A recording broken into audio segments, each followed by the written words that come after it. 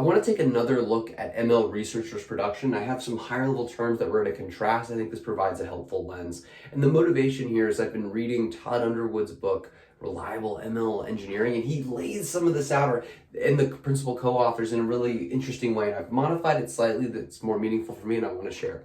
So on the research side, just a reminder, we're talking about it's still very much an end-to-end process. You've got smart people, they're intelligent and creative, they have business domain expertise, and they're applying complex computational and quantitative methods to solve some sort of business problem. They'll be gathering data, wrangling data, building features, training models, evaluating those models, and comparing them back to business metrics. All of this is very complicated, very hard, by no means guaranteed of success. Difficult thing to do. But your concerns when you shift into a production, okay, how do we put this into production, become much more about software systems. And as Todd and some of his co-authors tell, they have this great story, I think from Todd's time at Google. They had an ML project that was in production for 10 years. There were like 96 production outages.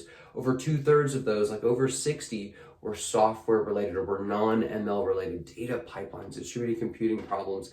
The stuff that is, these things are the problems that we see when you've crossed this gap, when you've done this successfully. And again, not to minimize, to make it sound like research is easy, but when you've been able to do this successfully and you're now in production, at least today, most of the problems you're going to see are going to be related to actual software systems, which means we solve them with software engineering fundamentals, not with just an MLOps thing. Like, hey, what you really need to worry about is data drift and model drift and concept drift. Yes, those are important, not minimizing those, but you're much more likely to run into, at least first, and again later, software engineering problems, software system problems. So what are some of these terms? Let's just run through these. So for example, in the research phase, something that's going to be very important is like the algorithm, the model. Like, oh, are we using some sort of large language model? Are we using the latest TensorFlow, whatever it is? This is really interesting. But on the production side, it's a system. The model is just one part of the system, how the data gets loaded, how dependencies get tracked.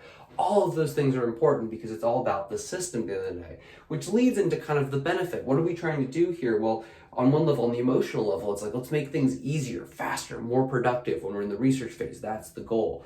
But in the production phase, it's all about reliability. We're basically, the thing that you're telling me this model can do, how confident are we that it's going to do it? What effort is required to keep it doing what it claims it's going to do? Reliability is the name of the game. And then similarly, on the research side, you might be looking to do something like totally new. Hey, we want to reinvent or reimagine a business process. I mean, take your kind of favorite McKinsey buzzword. You can go ahead and apply that here. We've got thousands of people doing customer support. Is it possible to augment or replace with a chatbot or an AI of some kind? Whereas when we're in production systems, the goals are much more tangible. Increase X value, by Y delta over Z period compared to A, B, C, or D benchmark. Those are the kinds of things that we're going to be measuring in production. And then finally, you could culminate all of this down. I think this is directly Todd's language and those authors, and I love it. The research side is like, are we successful? Is there something here? Can we do something cool? Yes or no? Does this model show some lift? Is it successful?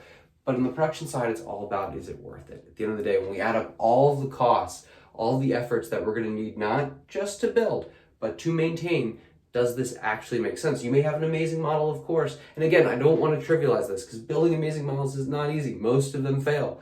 But for the ones that do, the big question and the question that remains is like, how worth it is it? And from our perspective, you will find this a lot easier of a hurdle to cross if you're applying good software engineering practice, if you're beginning with the end in mind, at least when you start to move from like, hey, we've got something now, how do we productionalize this? And if that's something you're interested in, Continual, we're one of the companies out there that's trying to solve this. Do feel free to get in touch.